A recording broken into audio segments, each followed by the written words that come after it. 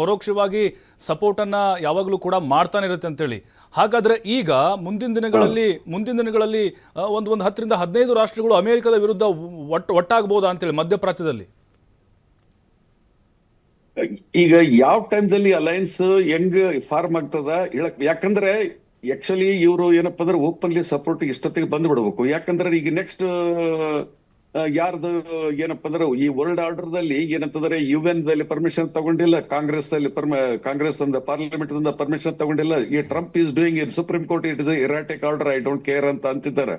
ಇಂಥ ಮನುಷ್ಯ ಏನಪ್ಪಾ ಇಡೀ ವರ್ಲ್ಡ್ ಆರ್ಡರ್ ಡಿಕ್ಟೇಟ್ ಮಾಡ್ಬೇಕಂದ್ರೆ ಎಲ್ಲ ವರ್ಲ್ಡ್ ಲೀಡರ್ಸ್ಗೆ ಒಂದ್ಸಲ ಯೋಚನೆ ಮಾಡ್ಬೇಕು. ಯಾಕಂತಂದ್ರೆ next it depends upon is mood. Next ಏನು ಚೈನಾ ಟಾರ್ಗೆಟ್ ಮಾಡ್ತಾನೋ, ಅಥವಾ ಚೈನಾ ಹೋಗಿ ನಾಳೆ ಚೈನಾ ಬಂದು ತೈವಾನ್ ಕ್ಯಾಪ್ಚರ್ ಮಾಡಿತ್ತು, ಅಥವಾ ಚೈನಾ ಬಂದು ತವಾಂಗ್ ನಮ್ದು ಏನಪ್ಪಾ ಅರುಣಾಚಲ್ ಪ್ರದೇಶ ಕ್ಯಾಪ್ಚರ್ ಮಾಡಿತ್ತಪ್ಪ ಅಂದ್ರೆ ಯಾವ ವರ್ಲ್ಡ್ ಲೀಡರ್ಸ್ ಏನು ನೈತಿಕತೆ ಇರ್ತದ ಹೇಳಕ್ಕೆ?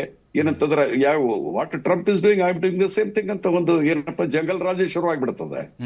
ಸೊ ಇದು ಏನಂತಂದ್ರೆ we have to wait and watch. Mid term elections ಅಲ್ಲಿ ಅಮೆರಿಕದಲ್ಲಿ ಆದ ನಂತರ ಏನಾದರೂ ಏರುಪೇರು ಆಗಿ ಟ್ರಂಪ್ ಇಂಪೀಚ್ಮೆಂಟ್ ಆದ್ನಂತಂದ್ರ ಏನೋ ಸ್ವಲ್ಪ ಎಲ್ಲರೂ ಏನಪ್ಪ ಅಂದ್ರೆ ವಿ ಕ್ಯಾನ್ ಪ್ರಾಪರ್ಲಿ.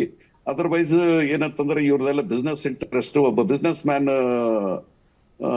ರಾಷ್ಟ್ರಾಧ್ಯಕ್ಷ ಆದ್ನಪ್ಪ ಅಂದ್ರೆ ಏನೇನ ಕತ್ರಗಳು ಇರ್ತಾವ, ಏನಪ್ಪ ಡೇಂಜರ್ ಇರ್ತಾವ ಅಂತ ಆಕ್ಚುಲಿ ನೋಡ್ತಾ ಇದ್ದೀವಿ ಇಲ್ಲಿ.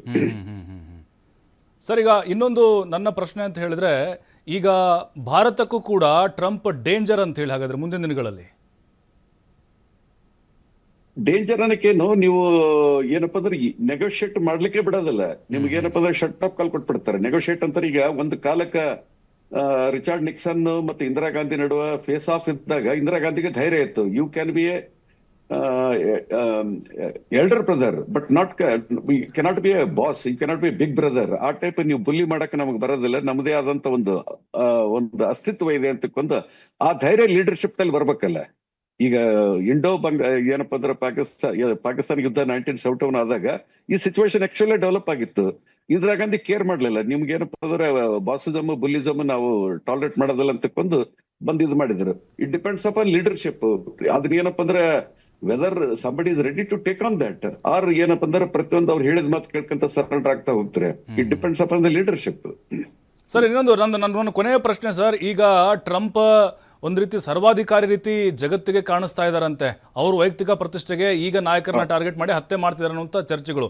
ಹಾಗಾಗಿ ಈಗ ಎಲ್ಲಾ ದೇಶಗಳು ಸ್ಕೆಚ್ ರೆಡಿ ಮಾಡಿದವಂತೆ ಟ್ರಂಪ್ ಅನ್ನು ಮುಗಿಸ್ಬೇಕು ಅಂತ ಹೇಳಿ. ಆ ರೀತಿ ವಾತಾವರಣ ಮುಂದಿನ ದಿನಗಳಲ್ಲಿ ಬರ್ಬೋದಾ ಹೆಂಗೆ?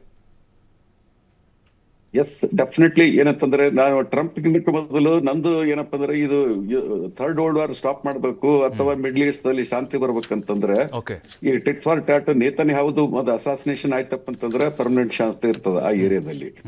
ಅದು ಮೋಸ್ಟ್ ಪ್ರಾಬಬ್ಲಿ ಏನಂತಂದ್ರೆ ಇದೇನಪ್ಪ that is what I this thing. But ಅದನ್ನೇ ಹೇಳ್ತಾರಲ್ಲ, ಈಗ ಟ್ರಂಪ್ ನಲ್ಲಿ ಇರ್ತಕ್ಕಂಥ ಪವರ್ಸ್ ಏನಪ್ಪಾ ತಡೆಬೇಕಂತಾರ ಒಂದು ಅಸಾಸಿನೇಷನ್ ಆಗ್ಬೇಕು, ಇಲ್ಲದಿದ್ರೆ ಇಂಪೀಚ್ಮೆಂಟ್ ಆಗ್ಬೇಕು. ಸೊ ಈ ತರ ಒಂದು ಸಿಚುವೇಶನ್ ಇದೆ. ಬಟ್ ಎಲ್ಲ ಏನಂತಂದ್ರೆ ಈಗ ಯುದ್ಧ ಅಂದ್ಮೇಲೆ ಈಗ ಒಂದು ಆಕ್ಚುಲಿ ಗ್ರೌಂಡ್ ದಲ್ಲಿ ಏನು ಯುದ್ಧ ನಡೀತಿದೆ ಅದೊಂದು ಆಸ್ಪೆಕ್ಟ್ ಇದ್ರೆ, ಇನ್ನೊಂದು ಪರ್ಸೆಪ್ಷನ್ ಬಿಲ್ಡಪ್ ಅಂತ ಮಾಡ್ತಾರಲ್ಲ, ಪರ್ಸೆಪ್ಷನ್ ಪ್ರೊಪಗಂಡಾ ಬಿಲ್ಡಪ್, ಅದು ಬಿಗ್ಗೆಸ್ಟ್ ಏನಪ್ಪಾ ಅಂತಂದ್ರೆ ಒಂದು